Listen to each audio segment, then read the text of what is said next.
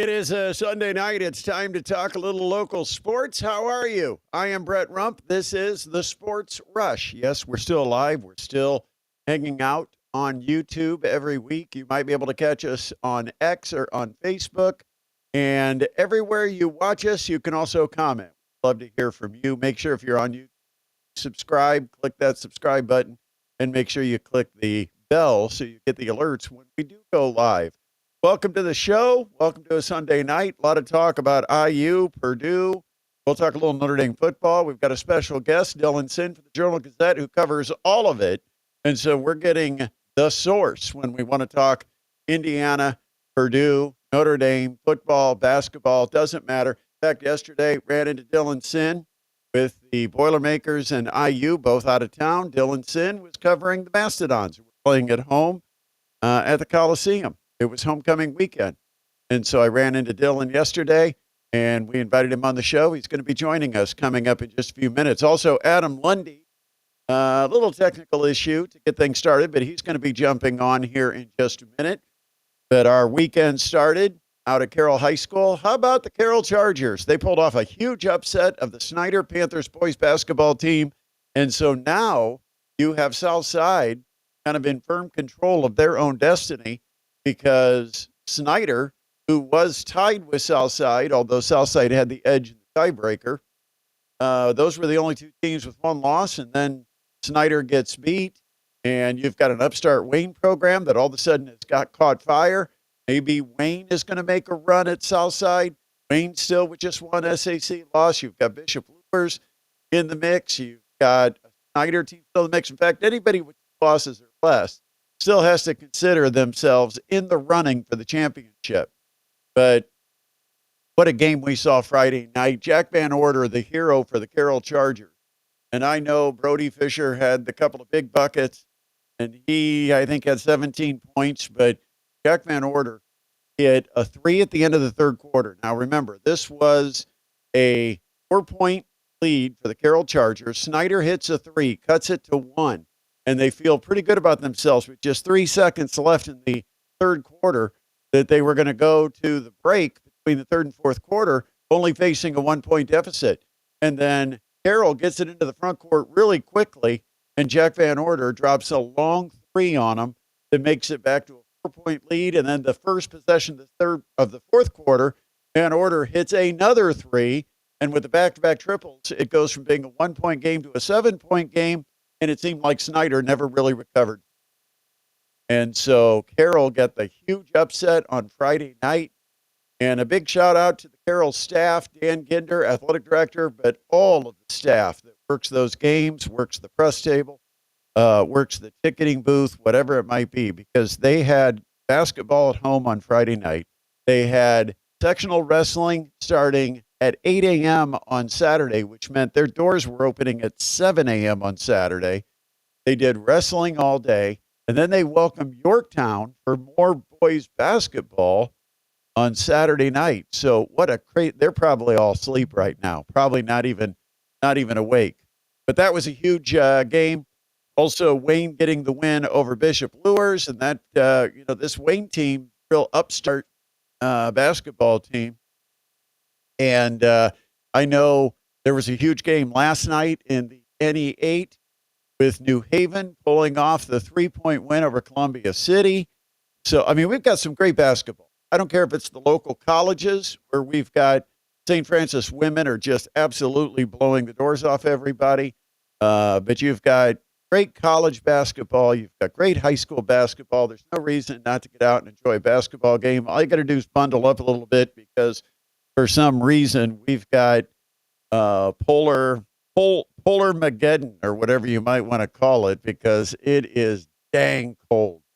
And anyway, we welcome in our buddy Adam Lundy, who apparently is prepared for the cold weather. What, did you turn off the heat, or what are you doing there all bundled up? Let's see. My office is not a room that we use that often, so to save money on heat, the vent is not open in here.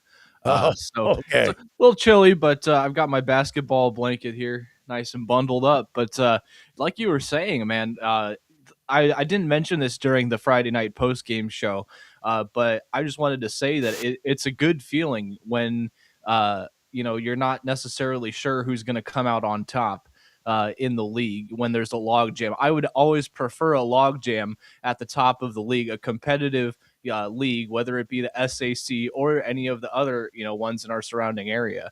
So good stuff, good stuff. Although I know now we have our girls champions and everything, but lots of stuff to still be decided on the boys' side. Well, and I think we've got to talk girls basketball since you brought it up, because how about the game of the night? I had a chance to talk to Lainey Knoll, Yeah. the talented sophomore from Homestead, and they were still talking Saturday when I ran into her and her dad, Brad, about that crazy game on Friday night. 3 overtimes. Homestead prevails over Northrop to win the Summit Athletic Conference Championship. A lot of credit to Northrop because they did not want to concede, and they played hard all the way to the finish and ended up being Homestead with a 3-point victory. So the Spartans get that into the trophy case, the SAC championship.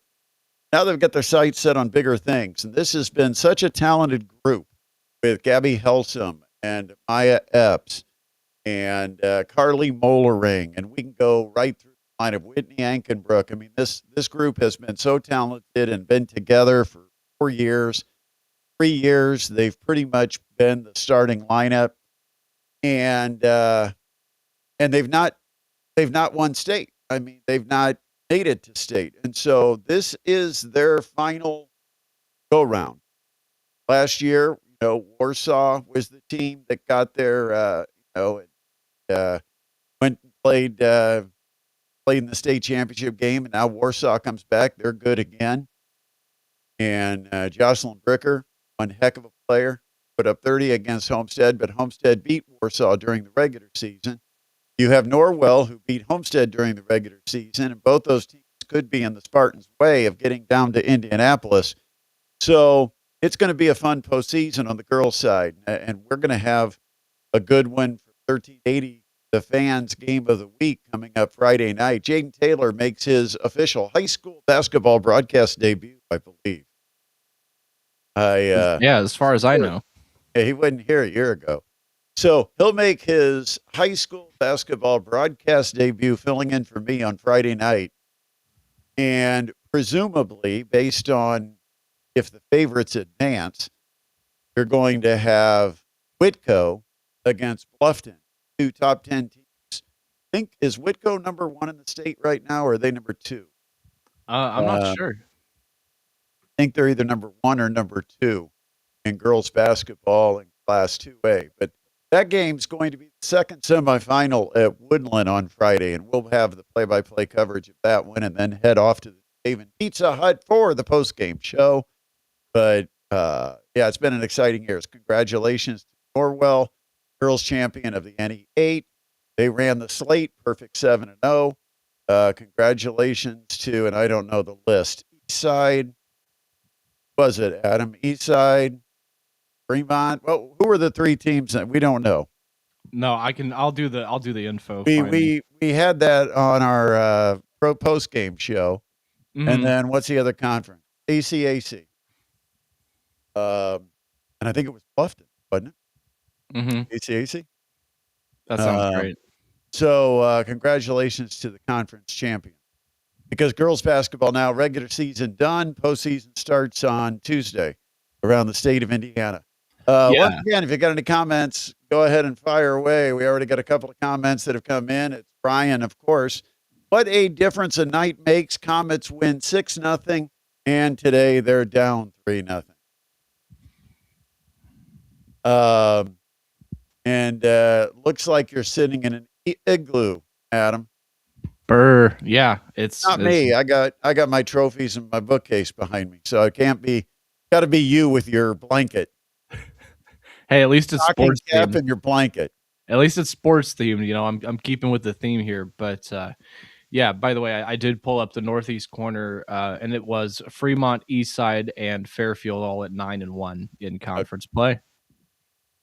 I was heading in that direction. I just hadn't gotten there. Exactly. I stopped short of making a mistake because you were looking at that. Right, and we don't want to, discredit anyone. So, yeah, congratulations to all the winners. Hey, by the way, before we get to Dylan Sin, who's joining us coming up here in just a few minutes, I want to talk to you about my idea because people have started to notice my tweet, and I had a couple of people ask me about it yesterday. I think it's a brilliant idea, and I think it should become part of the official stats. In fact, I saw it today on a couple of college games I was watching. Players drive to the basket, and they're either trying to draw contact or they're getting caught when they drive throwing up a garbage shot somewhere in the vicinity of the basket because if they hold the ball, it's travel. If they throw the ball, they'll throw it away. So what do? They throw it up toward the rim, hope for a prayer. My proposals don't count that as a shot because that isn't a shot. A shot is when you're looking at the rim and you have a legitimate chance of making it. You're just driving and getting bumped, throwing it up at the basket without looking, or worse yet, you get caught in the air and you got nothing you can do with it, so you just throw it up at the hoop. And I'm talking about guys shooting like 10-foot finger rolls, where they're scooping it up there, trying to hopefully catch some iron and save a shot clock. I think those should be turnovers. To me, those are sacrificing a possession with the basketball, no different than if you just turn the ball over by throwing the ball aimlessly out of bounds. You're throwing it aimlessly at the backboard or at the rim. And so to me, I said, why are we crediting, giving guys a shot, which ultimately means very little in the whole season. You have a handful of those. They should be charged with the turnover. The team should be charged with the turnover because really you're giving the possession to the other team. The only way you get saved is if they throw the ball up and it actually is rebounded, if you call it a rebound, by a teammate. And in that case, it's not a turnover, but it's like making a really bad pass that someone bails you out and someone saves it, right? I don't know. I mean, are we going to make every missed shot a turnover? Make every missed shot a turnover. I feel like it should be more penalizing for guys to throw up a garbage shot that's out of control, that has no chance of going in, that's a total prayer, hoping to get a whistle and get a bailout. And to me, screw the shot. Now, don't give them a shot because then you give the other team a rebound, right? That's not what it was. That was a shot that gave the ball to the other team, just like a turnover, and it should go as a turnover. It should be noted, just like in the stats. It says bad pass, turnover. It should say dumbass shot, turnover, so-and-so, because we see them all the time. Stupid crap being thrown at the basket that has no chance of ever going in. And we're just like, oh, he's 0 for 1, and this guy just got a rebound. Well, make sure you use all those colorful words in your letter to the rules committee. I'm sure they'll appreciate that. Stupid ass shot. That's what it is. Put that in the IHSA rule book. No. You should have heard what I called it after I had a couple of beers yesterday, because I'm not even a drinker. I went out, had a couple of beers, and I was calling it something too, and I don't think that was the language I was using. It got a little more colorful. But I'm such an old school. Grew up on Bobby Knight, old school basketball, where I am like Mr. Fundamental. I don't like shot clocks, and I know we're going to get it. And I know everybody seems to outnumber me every time we bring up the shot clock. I'm not in favor of it. Everybody else tells me how archaic I am. I'm a dinosaur by not wanting a shot clock. But I believe basketball is kind of an art form where there's fundamentals involved and there's strategies involved. And I'm like, why are we handicapping our high school team, treating them like they're the elite players of the elite? The reason you can have a shot clock in the NBA when you started the shot clock in the NBA is because you had all great athletes and all superstars, and they had no problem finding a way to get a shot up within 24 seconds. They were fast enough, they were skilled enough, they could do it. We've got some teams that aren't as athletic in high school basketball, that might not be quite as skilled, and it might take them a little longer to run an offense to produce a shot. And I just don't like those teams being forced to have to take a shot out of their offensive rhythm, which might actually speed the game up and give an advantage to your opponent when maybe you could have the advantage because you could play a little keep away. You could make the other team play defense. I know, Adam, from my history of playing high school basketball, and that was back when we had to take horse and carriage to get to the game. But right. I remember when we played, there were teams where they would start bitching to each other, the opponents. They would complain with one another because they hated playing defense for 30 or 40 seconds. They hated it. Okay? They were all about, give me the rock and let me go. And we slowed them down, made them play defense, and it pissed them off. And so I come from the old school where you shouldn't have a third party dictate what the pace of the game is going to be between two skills that may have widely different skill sets and talent levels. That's okay. We've made Dylan Sin sit in our green room and listen to all this crap. But, I'm glad you got it out, though. I had to get it off my chest. My weekend's not complete unless I can get this off my chest. Right. Let's go ahead from the Journal-Gazette. We want to bring in sports writer extraordinaire who covers so much. It is Dylan Sin, everybody.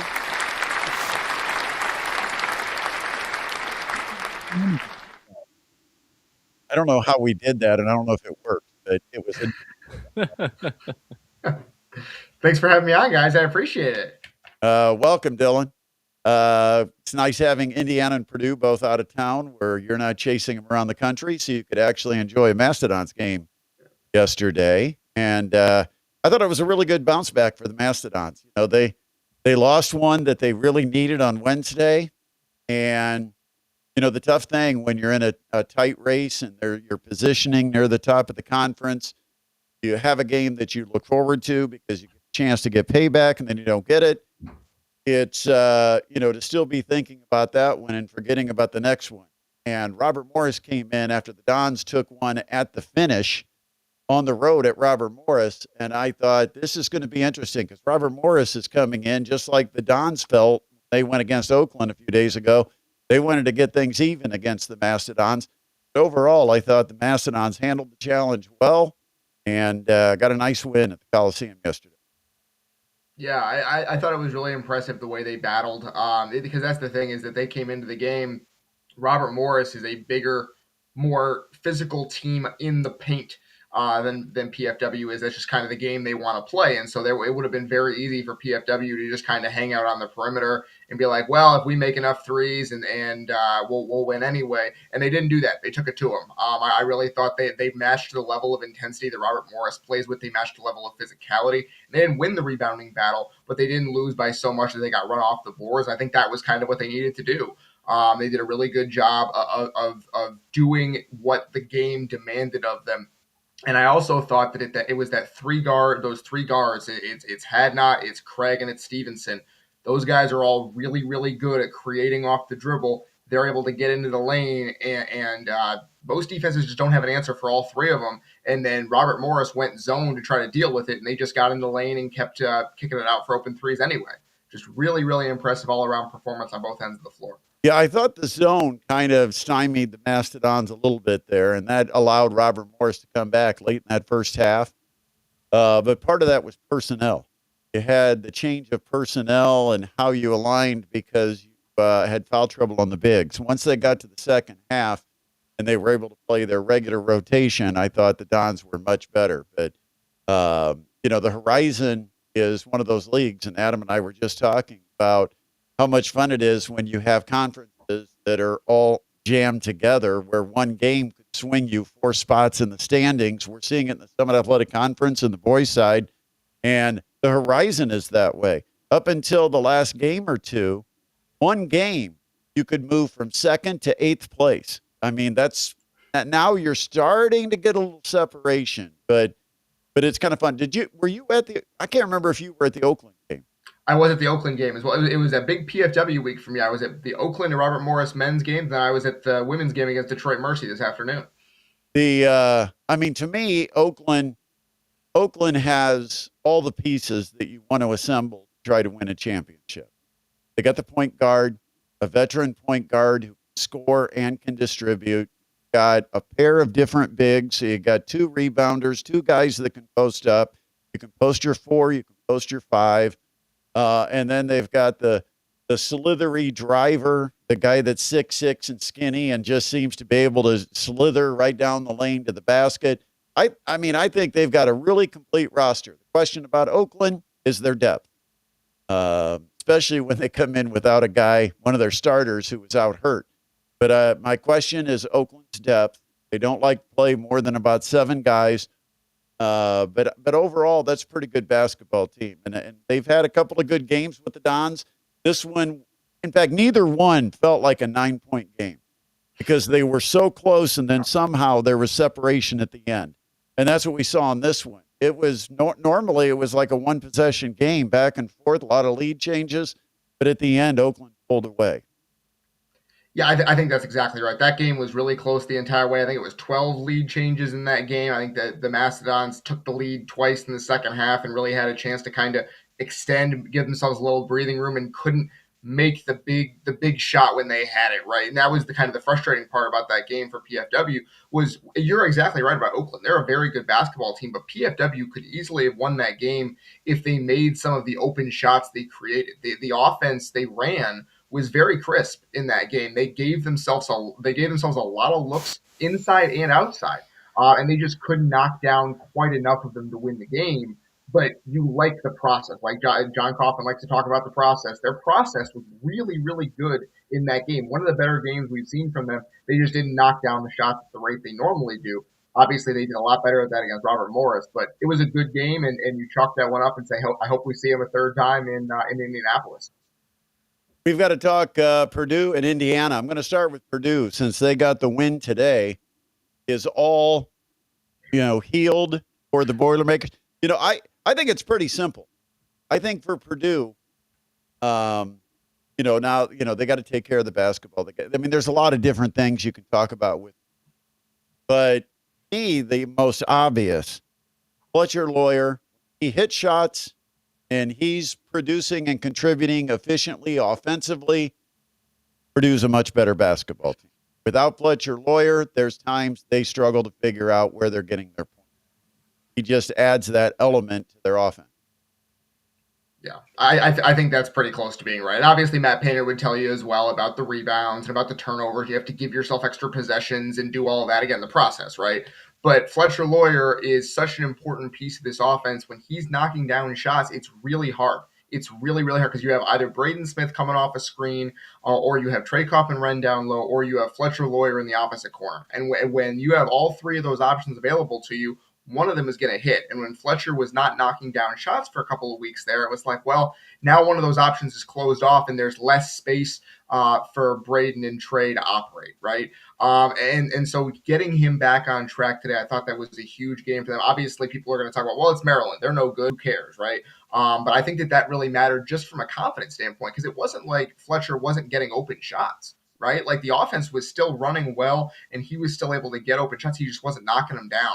And so for him to see a few go in there in a stretch, maybe that kind of unlocks something from him. And that's what Matt Painter has said is that when he has a tough stretch, he'll generally come back with a really hot stretch right after it. And so we'll have to see if that is something that kind of can get started today, maybe with the performance that he put on with 29 points.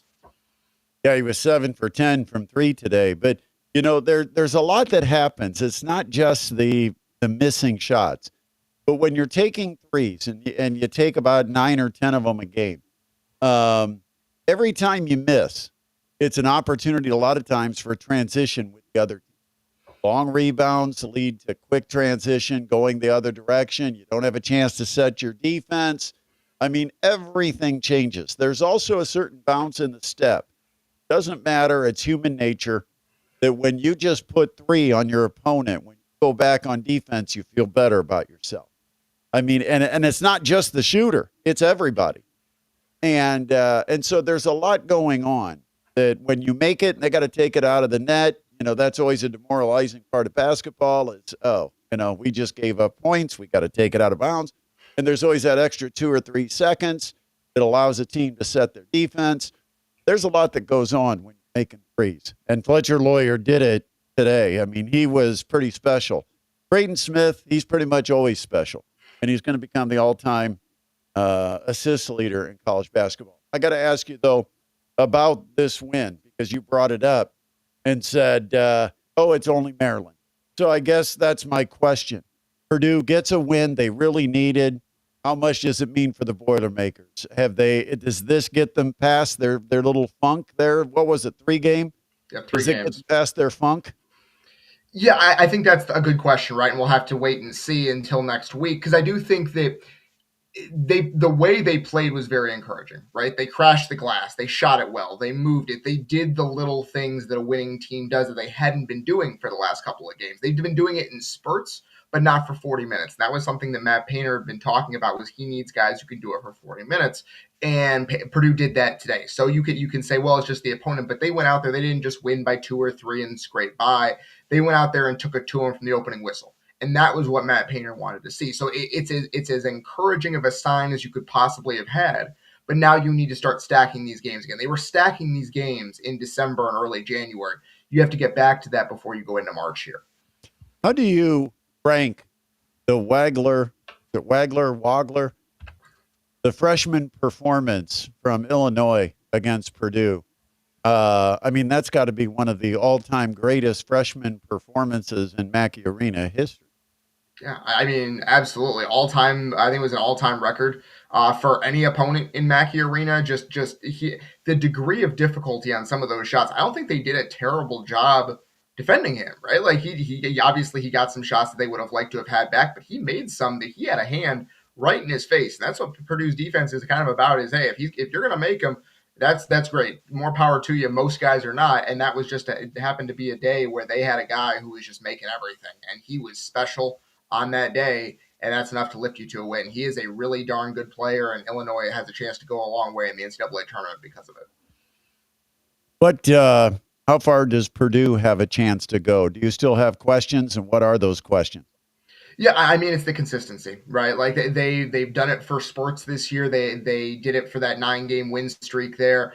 I think they still have a very, very good team that can go a long way. The question is, are you going to have good shooting nights for multiple games in a row? And if not, as Matt Painter always likes to say, can you beat a good team when you're not shooting the ball well? We haven't seen a ton of that from Purdue this year. We've seen a little bit. We saw it against USC. They went on the road and won that game despite not shooting the ball very well. But can you just really, really be solid for 4 or 5 games in a row? We haven't quite seen that from them on a regular basis this year. So we need to see that more. I still think this team has a ton of talent. I think it has a ton of options.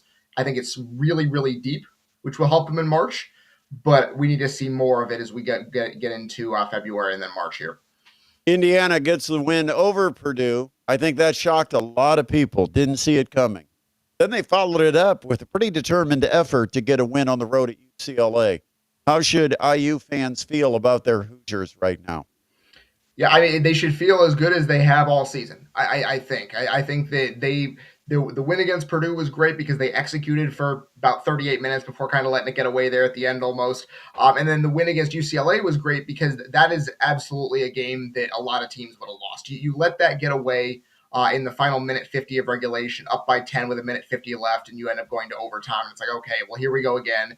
And the resilience to come out and to keep fighting and going possession by possession in a game where you could not take a possession off. You needed to be ultra physical and locked in every single trip down the floor on both ends. Indiana was able to do that for 2 overtime periods after it looked like they had it won. I was really impressed with the way they responded. Obviously, they have a lot of work to do in late game situations. They need to be able to break the press better. They need to be able to shoot free throws better. But the way they're playing right now is as well as they played all season. Getting Nick Dorn hot from 3 is giving them that third score with Tucker and Lamar. And it really is a team that seems to be finding itself here as we get into the important part of the season.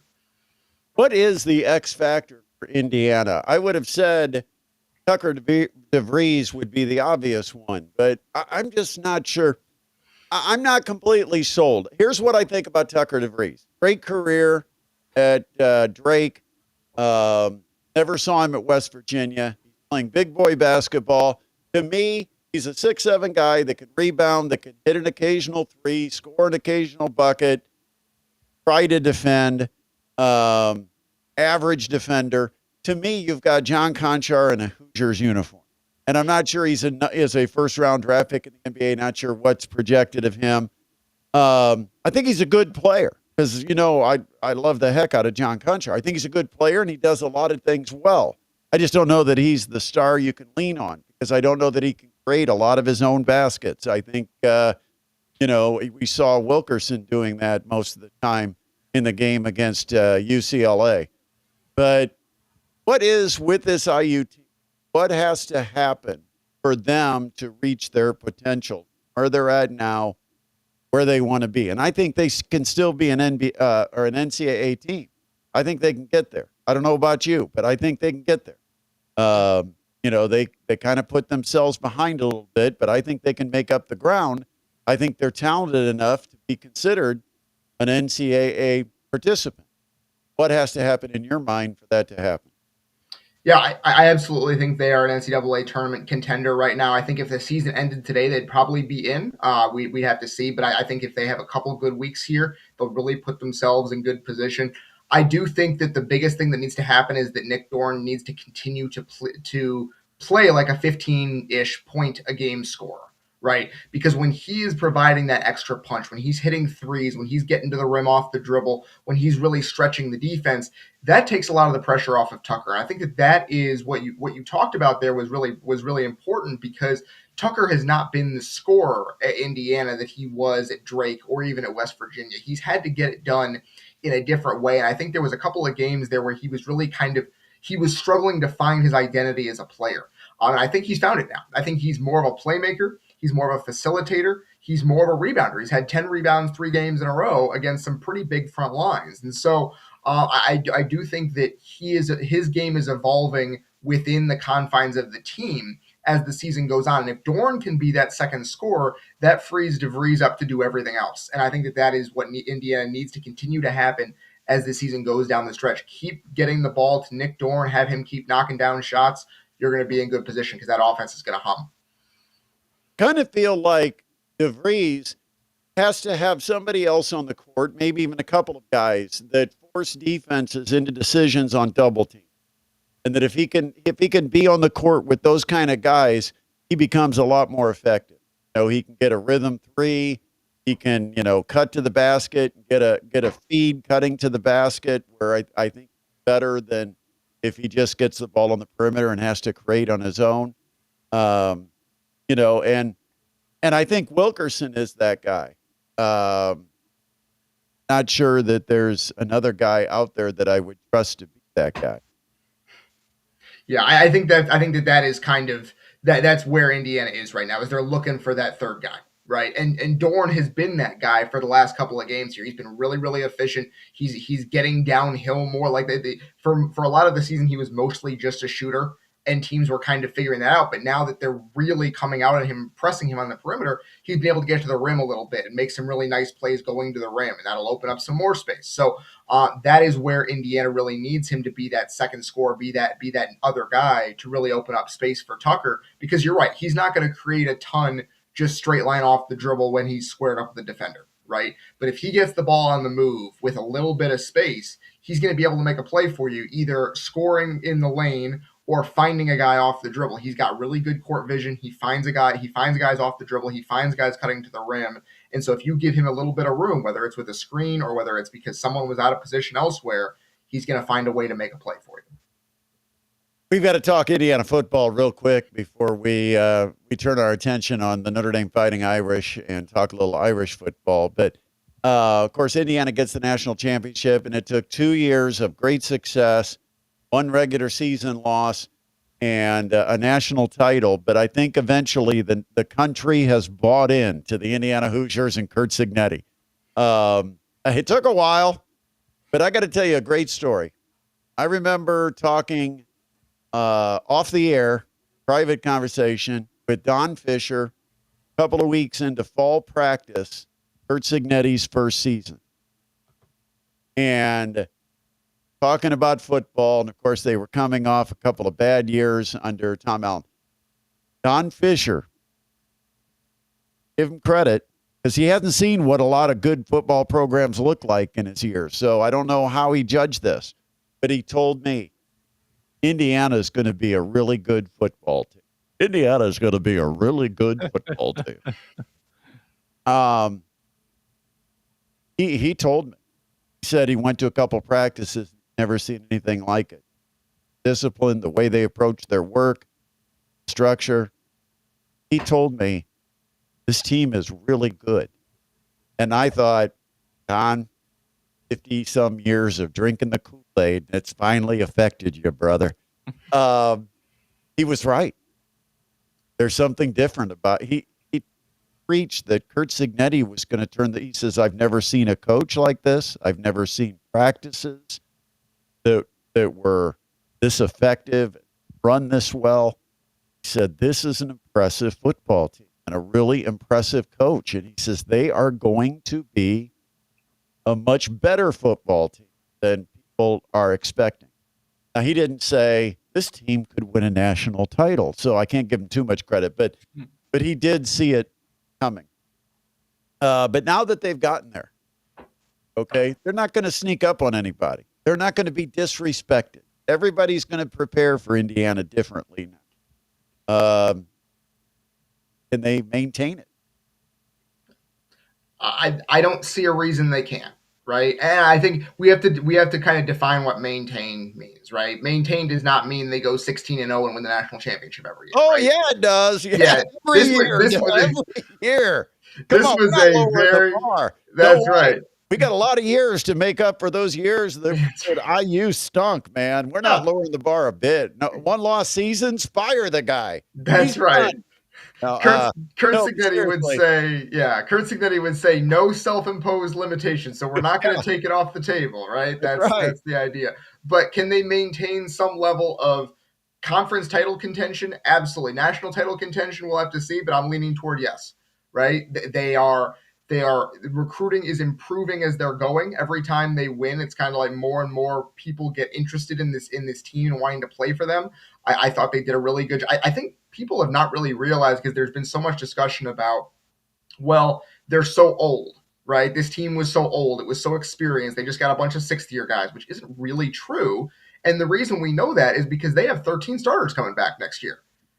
Like I know that some of the best players are gone. I know that Fernando's gone, and I know that D'Angelo Pons is gone, and Mikhail Kamara and some of those guys, but they got a lot of dudes coming back next year from this team. An IU recruit. He was a sophomore, and he was one of the stars of the late season and postseason.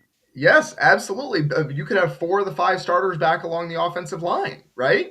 And Tyreek Tucker back on the defensive line, and 2 of the 3 star linebackers back. And Tucker's already announced he's coming back. Yes, Tyreek Tucker is back. Carter Smith has already announced he's coming back. He could have been an NFL guy. So, and then you short up with guys that I think are going to be really, really good out of the portal. Like, I mean, I cover Notre Dame, so I think Joshua Burnham, the defensive end they got from Notre Dame, that guy's a really, really, really good player. And they got a bunch of guys like that who have a lot of experience and have played a lot of football for the third off season in a row. You're bringing in guys with proven levels of production that what Kurt Cignetti wanted. So I don't see a reason they can't maintain a really, really high level of success. Obviously, to me, 16-0 is probably not going to happen again, just because I'm not sure if it's going to happen for anyone again for a while. It is a really extraordinarily special team this year, but they're going to be darn good again next year. I think we can pretty much bank on that. Well, if you look at their schedule, I think it's an easier schedule than what they faced this year. I can see what you're talking about for sure. At Iowa, at Oregon, at Penn State, it seemed like some of their biggest games they had to go on the road and play, and so next year I think they've got Ohio State's their biggest game, and that's going to be in Bloomington. Yep. And that game is going to be interesting because they could be, based on the schedule, they could very well be 6-0 coming into that game, riding a 22-game winning streak, with Ohio State coming to town in what could very well be like a top 5 matchup. Like, I wouldn't be surprised if it were a top 5 matchup. So that could be an incredible scene down there in Bloomington. You done your homework on Josh Hoover yet? What kind of quarterback is Indiana getting? Yeah, I mean, I know as much as most other people do from having watched just a tiny bit of film, which is that he's extremely accurate. He gets the ball out really, really quick. They run an offense that seems to be similar to what IU wanted to do this year. I don't think he's quite the same runner as Fernando was, and obviously Fernando was not a great runner, but he was an effective one when he wanted to be, as we saw in the national championship game. So I don't know if Hoover gives you that much when he's moving out of the pocket, but he's not nearly as statuesque as Curtis Rourke was, so he's a little bit better there. And obviously just a ton of experience. 3 years as a starter and like 9,000 passing yards, like 70 touchdowns. He's a guy who knows what to do with the football. It's the same kind of thing as Fernando, where there's question marks about his game, and including he throws a lot of interceptions. But IU was able to iron those out with Fernando. They're obviously really good at developing quarterbacks. It's the track record of the type of guy you want to bring in. I got to ask you, I don't know if you've uncovered this, but Mendoza was incredible at the back shoulder throw. Was that an Indiana and a Shanahan thing, or was that a skill that Mendoza brought and they incorporated it into the offense? No, I think it's an Indiana thing. And the reason I think that is because Curtis Rourke did the same thing the year before. Curtis Rourke was really darn good at back shoulder throws, too. I think part of it is that Elijah Surratt is maybe the best back shoulder receiver I've ever seen. Like, Not obviously, now. Becker, yeah, Becker might Becker's be really now. good too. Becker's really good too. But Elijah Surratt for 2024 and a lot of 2025, those back shoulders were going to Surratt. He was really, really good at them. And they found both Rourke and Mendoza found a willing target in getting the ball to him in that way. And then Becker was able to come in and do the exact same in the championship game. I think it's an IU staple. I think you can expect to see more of it going forward because it is a way to get over an athleticism gap. I'm not saying that IU is less athletic than every team they're going to play, but there are certainly teams that have guys with more stars at corner than IU has at receiver, and that's a way to get past it because you're kind of using the corner's leverage against them. Yeah, that was the strategy quite a bit. If that corner turned to run hip to hip with the receiver, that they automatically went back shoulder, and Indiana was really good at it. All right, let's go up to South Bend. I don't think there's pressure on Marcus Freeman, but certainly a lot of disappointment surrounding Notre Dame this year, not making it into the college football playoff. And it brings us to two questions. One, what happens if they don't make it again? But number two, does Notre Dame have to join a conference? Well, number one, the first part of that is I think it would be a significant disappointment if they didn't make it again. I think they're bringing back enough talent, especially on that defense. Like obviously you bring back the quarterback, that always helps, but especially on defense, they're bringing back a ton of talent and along the offensive line that they feel like they should be, if not better than last year, at least as good, which was a darn good team, right? And they'll be loaded at receiver. That's the question, right? Is that they should be able to they have Greathouse back, they have Faison back, they brought in several dudes on the outside, and they've recruited pretty well at that position. So you only need one or two of those young guys to hit for it to be a really, really good offense. And they have the pieces to make a really deep run in the playoff. Not just make it, but make a really deep run. And so not making it at all would be a really big disappointment. In terms of joining a conference, I don't think so. I think that this past year was a little bit of a special situation where they lost the two biggest games in their schedule right away. You win one of those, you're in, you're fine. I like that a bounce one way or the other against Texas A&M goes the other way, and they're in the playoff and probably playing in the Rose Bowl against IU, right? So I do think that they have every path to the playoff that they need. They're recruiting well enough. Their schedule this year is a little bit less difficult than it has been in the past, but they haven't had any trouble scheduling games really. Like for all the talk about that, it hasn't really been an issue. And the schedule will be a lot more difficult if Wisconsin or Michigan State was any good, which they usually are. They're just not right now. So I think they're fine where they are, and they're recruiting and playing well enough that it hasn't been an issue yet. Why are we not going to 16 teams? That's a great question. I think it's because the Big Ten wants one thing and the SEC wants another, and they have to agree before we can get any kind of expansion. Those two conferences that kind of control just about everything have to agree on a format going forward, and they haven't yet. The Big Ten wants basically 24 teams, and they want play-in games. They want the automatic bids for the Big Ten, four for the SEC, two for the Big 12, two for the ACC. They want all that. The SEC just wants basically what we've had the last couple of years with a couple added teams at the end. right? So they're a pretty far way off, and I'm not really sure what the compromise is unless someone backs down.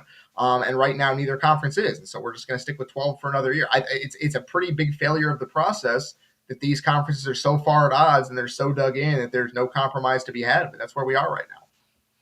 All right, Dylan, always enjoy having you jump on with us, man. Appreciate it a whole lot. I know kind of a rare off day, and here you have to spend 30 minutes of it with us, but appreciate you. You always have great stuff. Follow Dylan at the Journal-Gazette. Where can they follow you on social media?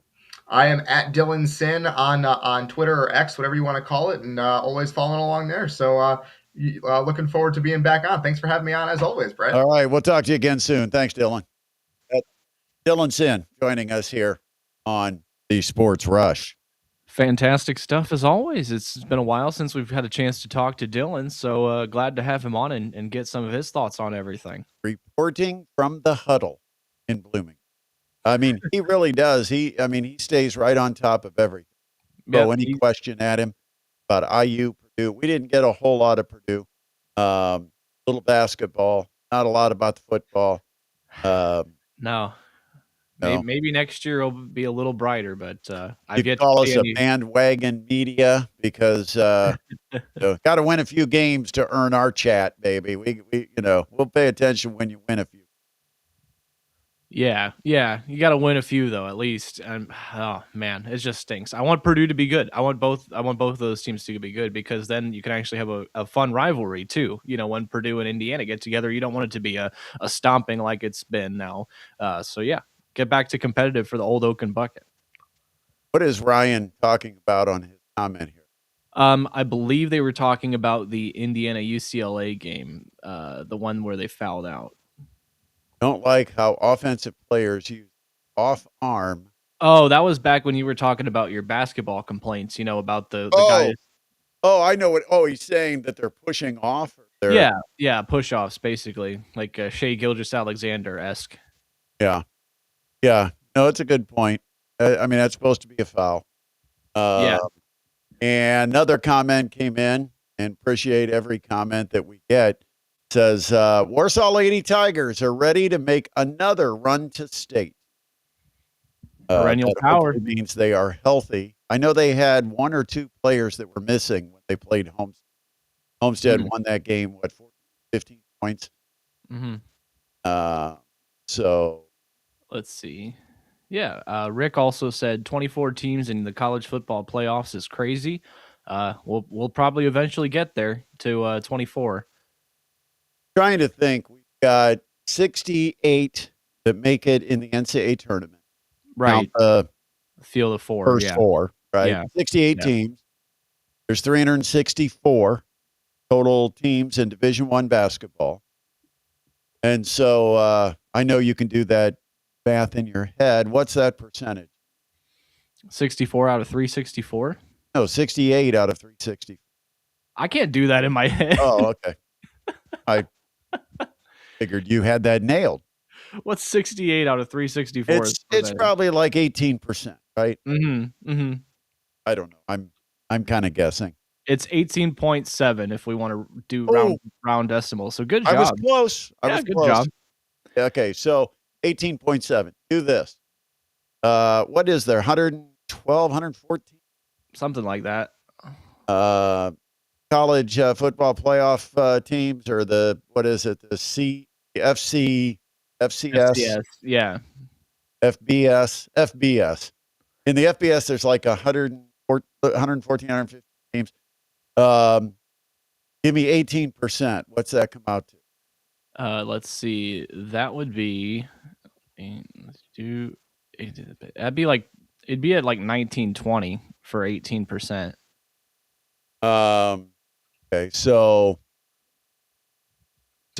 by percentage, fewer teams are making the postseason playoffs. Now the difference here is you've got the bowl games, but those are kind of like the NIT and the College Insider, those things.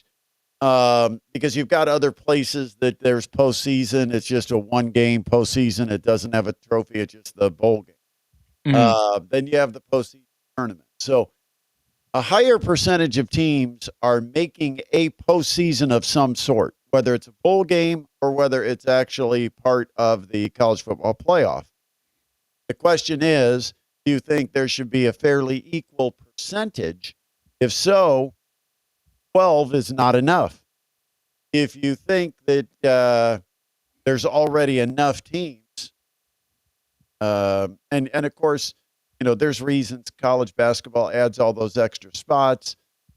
We would see in college football, it would be heavy with the power conferences, much heavier by percentage than it would be for basketball, because basketball still has the 30 some automatic qualifiers that are conference champions. But I think 16 to me is a max number. I think once you get past the top 16, you're starting to invite teams that have no chance to win a championship. Basketball's a little different. You don't have teams that have a chance to win a championship, but you have teams that have a chance to have a dream run where they maybe win a couple of games and get to the second week. Yeah, it's just not the same when you get some of those, fringe teams in the college football playoffs. It's not the same as fringe. When you only teams. need 5 players and you need a couple of them that are playing really at a high level. I mean, think about Jack Golke. He didn't do much of stuff. He was above average shooter, but slow, not athletic, just a guy that happened to get hot at the right time against the right team and made some insane shots, led Oakland to a win over Kentucky. And, so with only 5 players on the court, different game than having to put 22 players out there, 11 on offense, 11 on defense. We're not even counting special teams, and matching up against the Ohio States of the world. There's just not enough players to go around in some of those teams that are 16th, 17th, 18th, 19th, 20th. I think 16 to me would be the max number I'd be comfortable with. I think once you get past that, it's watered down too much. Yeah. And all you would have, if you had to have games, and again, the buys would have to be worked out. And then the question is it a advantage to have a bye? Because what we've already seen in this 12 field is there is not an advantage to having a bye. Indiana is the only team to get the bye in 2 years and win a football game. That tells you how valuable the bye is. Right. So, like you said, and I just think it would lead to like you said, watered down quality games and just not what you want to have on your CFP product as far as what you're putting out there for viewership. It just wouldn't be good. I think you would see more games like we saw from like JMU and Tulane. Now, those guys made it in by being the conference champions, but again, those fringe teams that are just good enough to get into the CFP are not. They don't make good quality games against the higher level tiers. It's just too much of a disparity between 1 and 16 as far as college football playoffs go. Shout out Miami. Miami? Why are we shouting out Miami? Indiana whooped them. No. Not Miami and Florida. I'm talking about Miami. Are they the Red Hawks now? What are they? Yeah, Miami of Ohio Redhawks. Undefeated. Yeah, man. 1 of 2 in the country. I think they're 22-0. I've been saying for a month and a half, next week they're going to get beat. I thought they'd get beat by Team X, Team Y, Team Z. I keep saying, they won't get past Toledo, and then they win. Pretty unbelievable run. Now, the one thing they didn't have to do is they didn't have to play Power 4 teams. Almost every mid-major has to play Power 4 teams to make their budget. They didn't have to go on the road and play teams from the Big 12 or the Big 10. Right. And so all they have played is some good-level mid-major. Also, shout out to St. Louis. Mastodons got whooped by them. But for anybody who thought that was a bad night for Mastodons basketball, that was an experience for Mastodons basketball, because they saw what a truly elite basketball team looks like. Yeah, and St. Louis is now 21-1. Yeah. And 9-0 in the A10. Very respectable conference. And they just beat Dayton Friday night by 30, actually by 31. What would you do for Miami of Ohio? Would you give them an automatic bid, or do you still want them to win a MAC? Man, well, it wouldn't be an automatic bid if they don't win Right. the MAC. It would be an at-large. That's what I mean. They're definitely an at-large, even though they haven't played the schedule with a lot of quadrant ones. They've proven they deserve a spot. Make them play them in the tournament if they're not going to play them in the regular season. But they're winning conference games is not easy. Winning conference games when you've got the pressure of an undefeated season next to your name is even more difficult. Now you've got the big fat target. Teams have you circled. They're ready to take you on. They're like, you're coming to my place. We're going to be the ones to give you that first loss. And they've handled that pressure everywhere they've gone. And they've gone a couple of tough places. So I give them all the credit in the world. And also, go ahead. We're giving shout outs, man. All right, shout out time. Maria Marcasano and Purdue Fort Wayne women's basketball. Huge win. Well, not huge win, but a big win today. No, when they started their week, they got a good win on Tuesday against Robert Morris. Robert Morris is a really good basketball team, and they beat him by 14 points. And then they came back today and smoked like a salmon Detroit Mercy. 95-66. It's Titan on the menu tonight for dinner, but great win today by the women Mastodons. Titans on the grill. I'm trying to see who led the way. Nelson, I know, had a good game. But she have 25, 18 from Krashevets. Fantastic, yeah. Again, I spent like 2 minutes with her trying to learn how to say her name. That's one of those tough ones. Krashevet. And then she admitted that American pronunciations of letters is different than it is. Right. So she said, Krashevet. So I would say if you're pronouncing your name, it's Krashevet, because you have to a little bit of a roll of the R. A is not an A, it's an A. Krashevet. Lily, I wish you were listening right now because I think I just nailed it. No, but worked half a season, and finally, but she had 18 points. She's really come on. 7 of 9 from the field at 8 rebounds. Really solid performance inside. And Riley Best stays hot. 17 more for Riley Best, the freshman. They got contributions from everybody. 6 points, 5 points, 7. 4. I mean, everybody contributed in that win today. They shot 50% from 3 as a team and out rebounded, had 5-0 blocks. So great stuff. Yeah, trying to see that game was so physical yesterday. 4 guys fouled out, never quit. That's IU. That's IU UCLA. Yep. Because you had to overcome the guys that fouled out. All right. A couple more comments. Let's see. We got Mr. Vegas. He was letting us know that Illinois beat Nebraska 78-69. He made some money on the +2. He wanted to know how good you think Nebraska is. I think Nebraska is very solid. I doubted them, but then I've watched like three or 4 games here over the last 3 or 4 weeks, and I'm impressed. They've got more at Nebraska than I thought, and but they're a team that I wouldn't be shocked if they go in as a 3 seed and then get knocked off by a 14 in the first round. That wouldn't shock me. But Nebraska has a lot of similarities to Miami.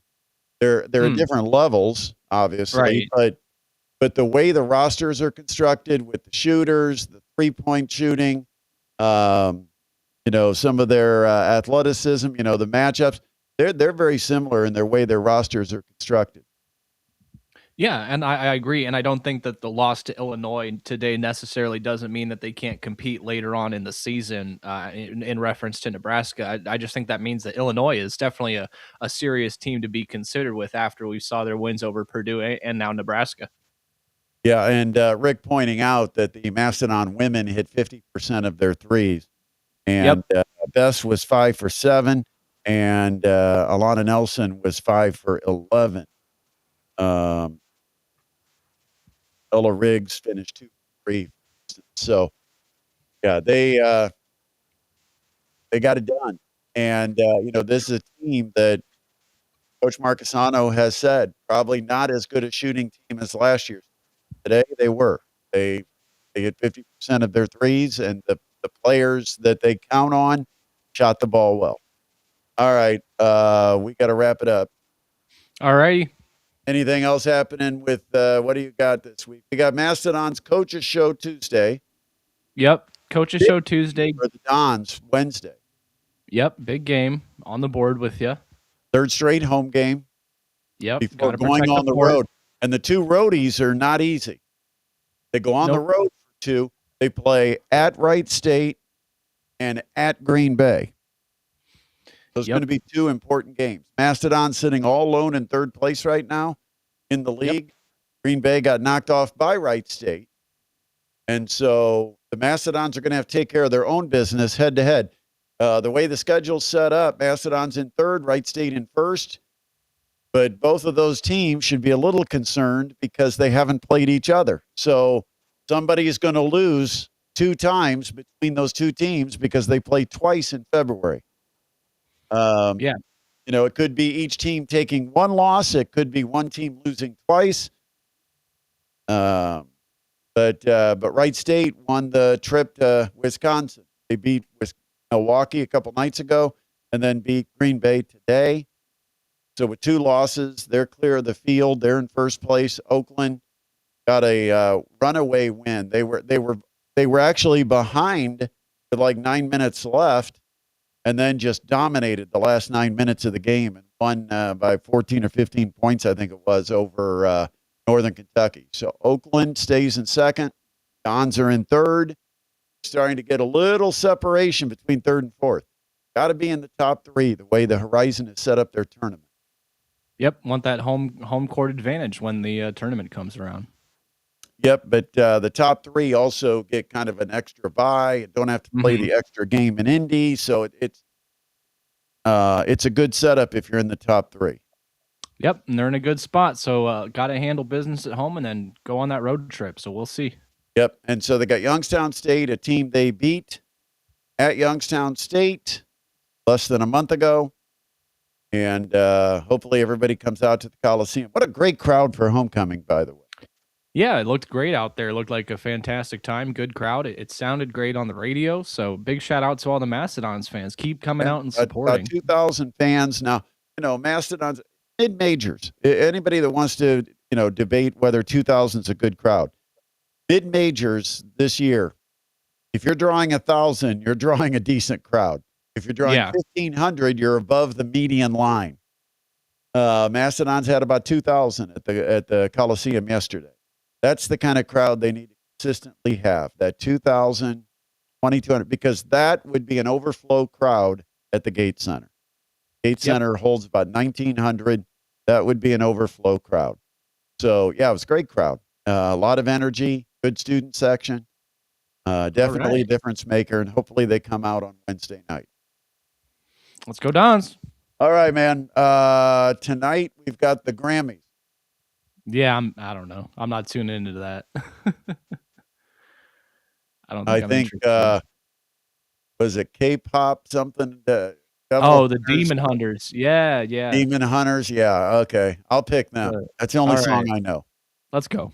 K-pop Demon Hunters. K-pop Demon Hunters. Yeah. Yeah. They'll win something because that's the only song I know. All right, man. We'll see you. All right. Thanks for joining us. Make sure you subscribe. Make sure you like. Make sure you click the bell.